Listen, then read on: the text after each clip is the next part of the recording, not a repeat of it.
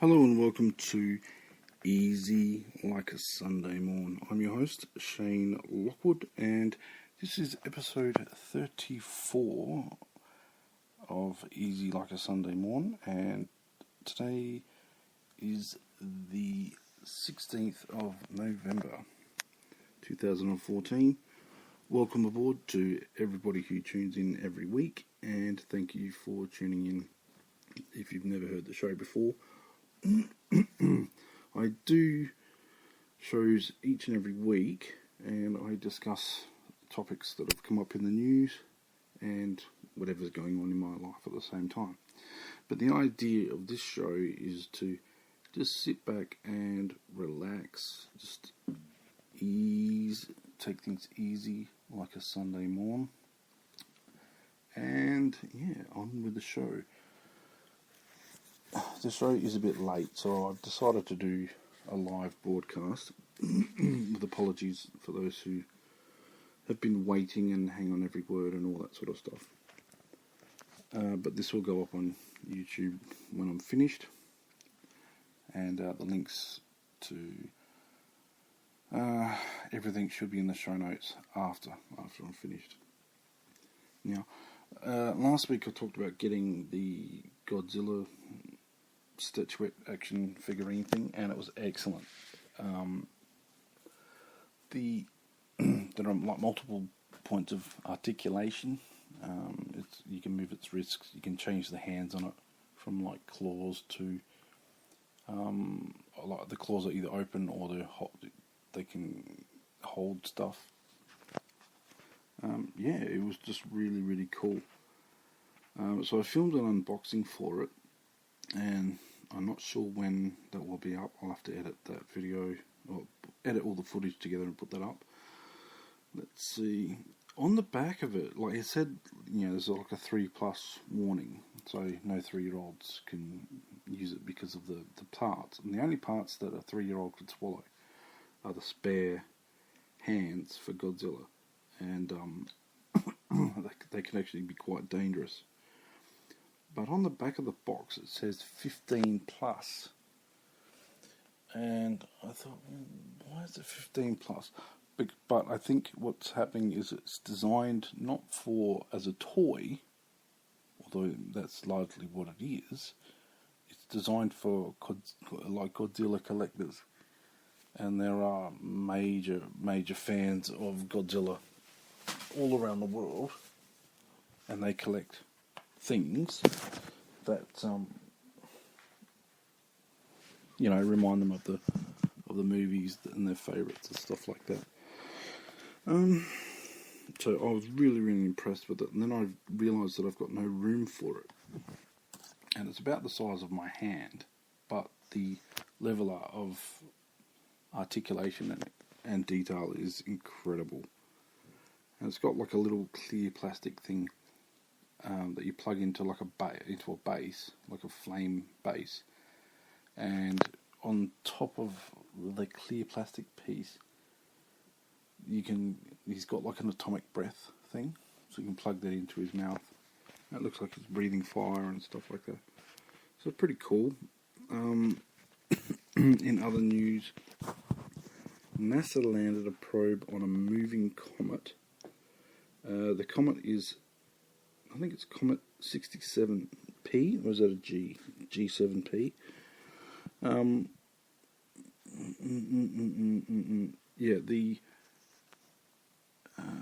Let's see, the probe, the Philae Lander, had to travel 6.4 billion kilometers, that's 4 billion miles, and it took 10 years to reach the comet. And they started planning, NASA started planning this project like 25 years ago.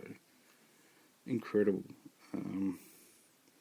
The mass of the comet is 4 billion. Oh, it's 4 billion years old. Yeah, it's 4 billion years old. And it's got a mass of 10 billion tons. I don't know whether it's 4 billion years old. I put 4 billion here for some reason in my notes, and I've neglected to figure out what to remind myself what that was. Anyway, moving on. The comet was travelling at 18 kilometres per second. That's 40,000 miles per hour. That's incredible. Just out in space, just doing nothing. There's been a few memes and things on Facebook showing the actual size of the thing. It's like the equivalent of like a Borg cube. But the problem with some of those memes is they don't show the size of the Philae Lander. I'm probably getting the pronunciation of that wrong. Philae. They don't show the size of the Philae Lander in relation to the comet. The comet is massive, and not only that, when it landed, the comet, the lander bounced 3 times, and they weren't expecting it. They bounced 3 times, and they undershot the landing position by like a kilometre, and that's, I mean, when you're thinking of doing that kind of level of mathematics and physics, and wow, it's just to be able to control something out in deep space and to program it to be able to land on a moving target is absolutely incredible. Like the mathematics involved. Like they started planning 25 years ago, and you can imagine there'd be people, not just one person doing all the maths. It's like teams of people crunching the numbers, error checking, all that sort of stuff. But it's awesome stuff that NASA actually did that. They got a comet they got a lander on the comet. But now, because they overshot by a kilometre, or undershot, or they missed the mark, the comet, the lander only has like a certain amount of battery power. So what they were hoping for was that the lander would land in an area where the solar panels would grab sunlight and then power the rest of the lander's functions, so that it could excuse me, I'm recording this on my phone, and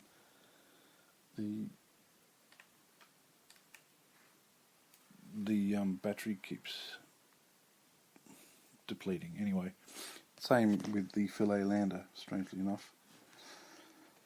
So the battery's going to run out because they missed the part of the comet that actually gets sun exposure. So fingers crossed that they will be able to do something about that. They're going to wait until August 2015, where the comet will be closer to the sun, and hopefully, fingers crossed, they'll be able to give the lander just like a bit of a boost, like a surge of power, and so that it can jump to a position where it will get the sunlight that it needs to do what it does. Because I think it was going to do a whole lot of drilling, digging, taking photos and that sort of stuff, so that they could learn where this comet came from. 2, I think it's I don't know how old it is, but I'm going to say 4 billion years. You can correct me on that if I'm wrong. But yeah, 4 billion years. You can imagine just to learn like what the universe was like so long ago. Amazing stuff. let's see. Ages ago, I did a video talking about a company called Scale Lab, and they were doing YouTube. They were like a YouTube network, and I called them a bit of a scam artist. And the head of the company emailed me and says, "Oh, look, can you take this video down, calling us a scammer?" And what I did was I made the video unlisted, right? So therefore, only those people who had the link could watch the video. And I told them, I said, "Look," I said, "I'll take the video down," and I did that. I unlisted it instead of deleting it. And the video's got a few hits on it. It hasn't been watched in a while. It had a few hits on it. Every couple of months it would get like a view. So the only people that had that link were the people that I had emailed, and I think they were checking up on me to see if I was going to, delete it or whatever. But what had happened was, they decided to spam me. But not only that, they promised to send this podcast to... Oh, excuse the background traffic, I've got my window open. They promised to send this program to the guy from The Nerdist. And it turns out the guy from The Nerdist, who genuinely did work there, but he no longer worked there. And then there was all these promises of, I can send this to the secretary and all this sort of stuff. And then they were saying, we don't think the program's good enough yet to do this and do that. And I was like, I could do anything. I can read any script that you want. I can advertise any product you want. I can do it when you want. It's easy. Like a Sunday morning. Yes. And I don't like doing the ums and stuff, but it's a live show. It's my show. So the Nerdist and Scale Lab are out. But the reason I'm bringing that up is because a group of YouTubers that I've just subscribed to, and they were just doing product reviews and things like that, they were saying how they didn't like the fact that they were getting down thumbs and all this sort of stuff. And I think a lot of people were getting a lot of views before, and now because of the way Google does their analytics and their algorithms and whatever else, a lot of people that were getting a lot of views are not. And now they're getting a lot of hate and stuff like that. But anyway, they mentioned Scale Lab. I was waiting for it because they were spamming everybody. When I did that video saying how Scale Lab was a scam and stuff like that, that video it shot up. It got like 200 views in a day. So you can imagine what their viral marketing campaign would be like if for every 10 people that got one of these ads, got an email advertising Scale Lab, join our network. If 1 in 10 people, and it'd be closer to like 1 in 100, were to just Google the company and say, look, who are these people, right? In that one day, 200 views on that video. They would have found my video. It's 200 views. And, so you're looking at like 20,000 people getting spam emails from this company that claims to be all this and all that. They got a legit looking website, but when you've only got 20 staff and your primary YouTube channel has less subscribers than I do, sorry, you're not getting 10% of. No, they wanted 50% of my AdSense revenue. And you think, well, I barely make $100 a year as it is from YouTube, and my interest in YouTube sort of has dropped way back because One, I've got depression. So with depression, there's a tendency for apathy. So you just don't care. And it takes a lot of energy. You've got to be bright and bubbly and all that sort of stuff. I just don't have the technology to be able to produce stuff that is decent in terms of quality. A lot of the people that used to watch no longer watch. A lot of people listening to this won't click the thumb up, click the like button on the on the video, because this goes out to YouTube, by the way. I want to say thank you to anybody who's basically listened to this for the last 15 minutes. If you're on iHeartRadio, once again, this did spike again on iHeartRadio, and not only that, since I've joined the iHeartRadio network, this podcast has been listened to at least once a day from, I think, October, sometime in October. So things are moving, things are getting bigger and better. What did I want to do? Now, I want to do a meme busters. This week's meme buster is of this religious woman. What she was doing, there's basically a video where she was trying to claim that the Monster energy drink was a tool of Satan. And her evidence for this claim was that the M in the Monster energy drink logo, the parts don't touch. And they, in Hebrew, there's like the number 6 has a certain character. So it's, oh God.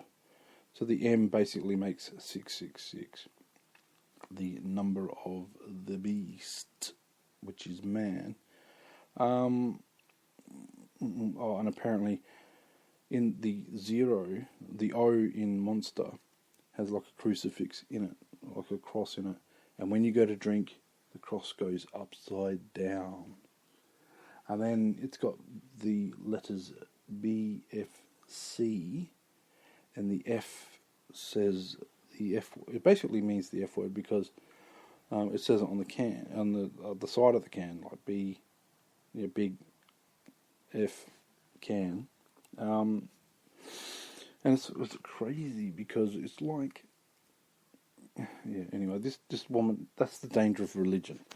The danger of religion is it opens up a level of gullibility, and you do need to be skeptical. And people say, oh, but what's the harm? What's the harm? It's like if you start believing little things like that, it can snowball into believing into bigger things. Now, there's nothing wrong with, I mean, I love Bigfoot and stuff like Loch Ness. They are brilliant things. If you want to go documentary, look up Bigfoot documentaries and stuff like that. It's all fiction, but it's the mythology is incredible. And it's sort of enticing. It's like, oh, wouldn't you want to go to these places in America? These forests and these woods where these things are supposed to be rampaging and stuff like that. Just for a glimpse of the Bigfoot. But it's a romanticized idea. But because we know that it's fiction, we don't make laws surrounding it. In the same way that with religion should not have any sort of play in politics at all. And I'm going to avoid religion and politics on this podcast. But it's just one of those things you do have to be careful. What else? Oh, I was listening to George Carlin, and you may be aware of who George Carlin was.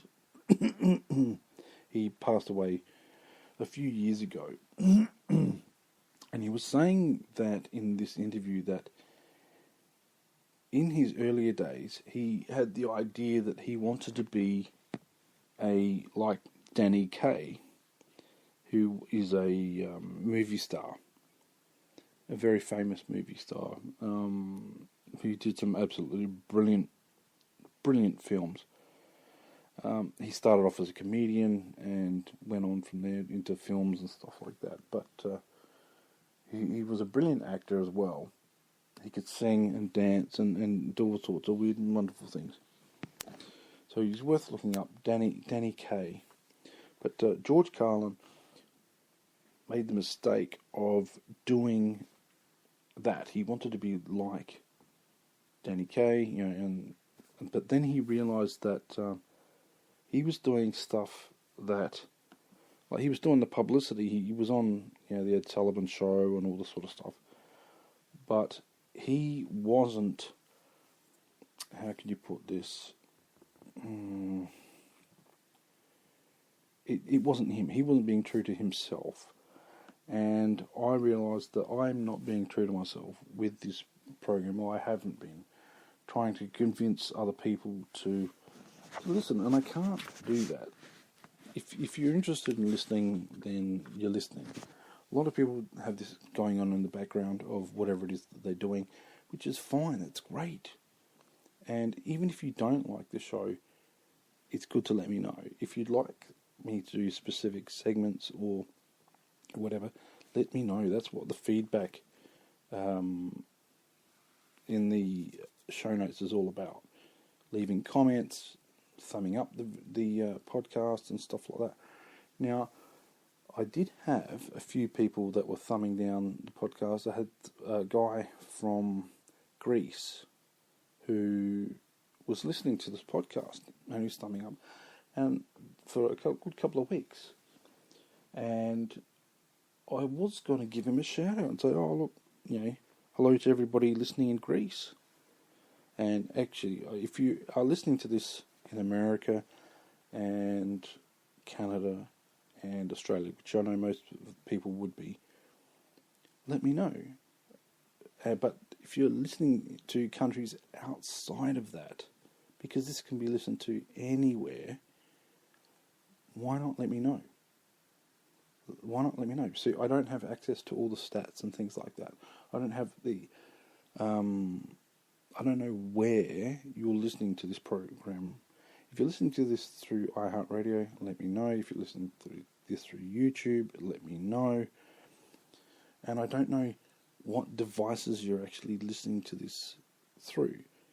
So some people might be playing this, say if you're watching this on YouTube, for example, but you might be on a laptop, you might be on your home computer, you might be listening to this through an iPhone or an Android or a podcast application. Let me know if you've got a favourite that you'd like to use. Now, I want to say thank you to a few people that have been leaving messages through the various podcasting apps and things like that. It takes a while to actually find all those messages, so I'd prefer to what do you call it? I'm just looking this up on TuneIn at the moment. TuneIn is one of the apps that you can get the show through. I've tried to include this on as many apps as possible, through as many podcast directories as possible. The latest one that I joined was called Podomatic, but I manually have to upload the show there. But what it does do is it shows me the stats of where I was stationed in the overall scheme of how many podcasts there are and how many in different sections. So I've put this in the comedy section, even though it's not always funny. But I think it's always sort of relevant. I try to keep things up to date with whatever's going on in the news and things like that. if you do want to get in touch with me, the best and easiest way is through Twitter. And if you don't have a Twitter account, there's a Facebook group in the description, in the YouTube, in the show notes. There's a Facebook group. Just click on like in the Facebook group. You'll get all the updates, and you get all behind the scenes. You get me talking about what went wrong and why there hasn't been a show, why it's been late, and so on and so forth. So why doesn't that... Weird. Yeah, like, I've got to check on some of these apps, because a few of these, the show doesn't get broadcast all the time. It should, but it doesn't always. And it annoys me, because it should go out through what's known as an RSS feed. As soon as the information's there, it should spray out to all that receive it. It's like a radio broadcast. It should be sent. It sends it out to everybody, but if the radios at the other end aren't picking it up, they don't pick it up. Anyway, back to Twitter. SHAIDO, Shido on Twitter. Please let me know that you've listened for this long. I need to think of a code word, actually. For those that don't know, the code word is to let me know who listens all the way to the end. And I realise that I have been procrastinating. I know I've been rambling. Gamergate. I'll have to talk about Gamergate at some point. It's a rather topical issue. Let's see. Oops, that's going to autoplay. So that's broadcast, episode 33.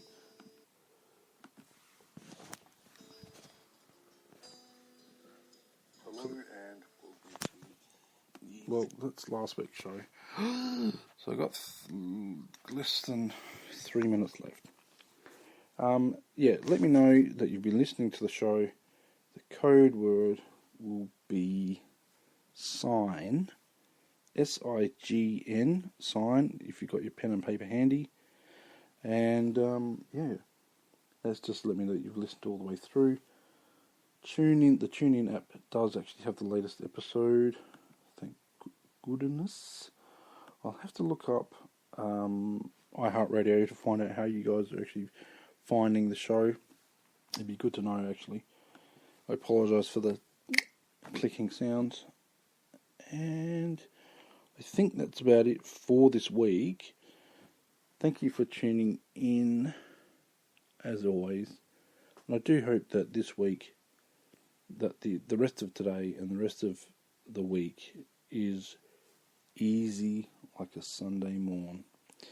But I'm not going to say bye just yet. I will talk for a little bit longer, because this is a live show. This is a live show. iHeartRadio. I'm looking that up now because I do want to find out. And I will, for next week's show, obviously, I'll have to inform you guys what's going on. I'm down to the last minute. Please let me know what you do in the background while you're listening to the show. If there's something that you don't like doing, and you know that it'll take 30 minutes, pop on this show. And this should take the pain out of a lot of... Say if you've got to do the dishes. It shouldn't take half an hour to do the dishes. But you've got to do the dishes, you don't like doing the dishes, pop this on, play it in the background, and if you've got to set a goal, you've got to start to read a book or something like that, have this playing in the background, and see how many push-ups you can do in half an hour. Anyway, that's all from me today. Look after yourself. I will catch you next week. Bye.